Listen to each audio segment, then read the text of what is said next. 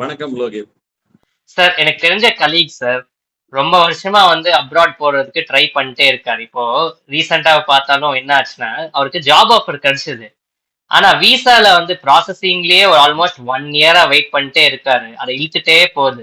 So நம்ம ஜாதக ரீதியா பார்க்கும்போது வெளிநாட்டு போறதுக்கு ஆப்பர்ச்சுனிட்டிஸ்லாம் எப்படி பாக்குறது சார்? அது உங்க கருத்து என்னது இதுல? பொதுவா வந்து இப்ப நமக்கு வெளிநாடு சம்பந்தப்பட்ட தொடர்புகளை பார்க்கணும் அப்படின்னா ஜாதகத்துல 9ஆம் இடத்து அதிபதி வந்து ரொம்ப முக்கியம்.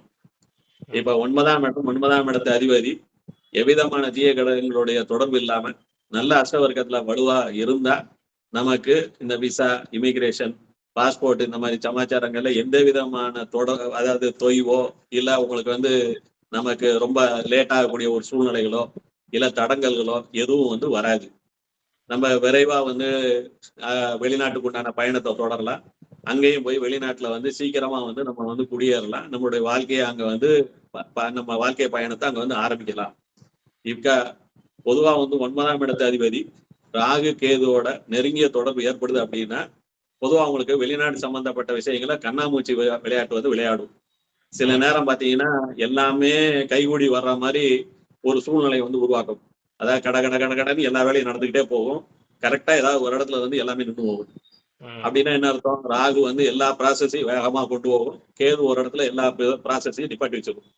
அப்படின்னா என்ன அர்த்தம்? சில நேரம் ஓடுறோம், சில நேரம் உட்காடுறோம், சில நேரம் ஓடுறோம், சில நேரம் உட்காடுறோம். அப்ப அந்த ரேஸ் வந்து முடியல. இது வந்து ராகு கேது தொடர்பு 9ஆம் இடத்துக்கு இருந்தா விசா சம்பந்தப்பட்ட விஷயங்கள்லாம் நடக்கும். இது சில நேரம் மாச கணக்குல நடக்கலாம், சில நேரம் வருஷ கணக்குல கூட நடக்கலாம். இப்ப 9ஆம் இடத்து அதிபதி சூரியனால அஸ்தங்கம் ஆயிடுச்சு அப்படின்னா என்ன ஆகும்னா கைக்கு கிடைச்சிருச்சு ஆனா வாயில வைக்க முடியல அப்படின்னா என்ன அர்த்தம்? எல்லா ப்ராசஸும் ரெடி ஆயிடுச்சு. ஒரே ஒரு ஒரு சர்டிபிகேட் வேணும். அந்த சர்டிபிகேட் இல்லாதனால என்னுடைய அப்ளிகேஷன் வந்து பெண்டிங்கா இருக்கு. ஏதோ ஒரு காரணத்துக்காக அடுத்த லெவலுக்கு வந்து ப்ரொசீட் பண்ண முடியலங்கிற ஒரு சூழ்நிலையை வந்து 9ஆம் இடத்துவதி சூரியனால அஸ்தங்கமான அந்த மாதிரி சூழ்நிலையை ஏற்படுத்தி.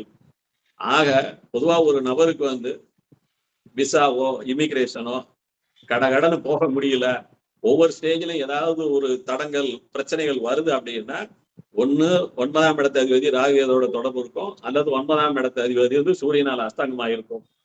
இதை காட்டிலும் வந்து அப்ளிகேஷன் ரிஜெக்ட் ஆகுது, வேற பிரச்சனைகளுக்கு போகுது அப்படின்னா 9ஆம் இடத்து அதிபதி வேற ஏதாவது தீய கிரகங்களோட தொடர்பு இருந்தா அந்த மாதிரி சூழ்நிலைகள் வந்து அமையலாம்.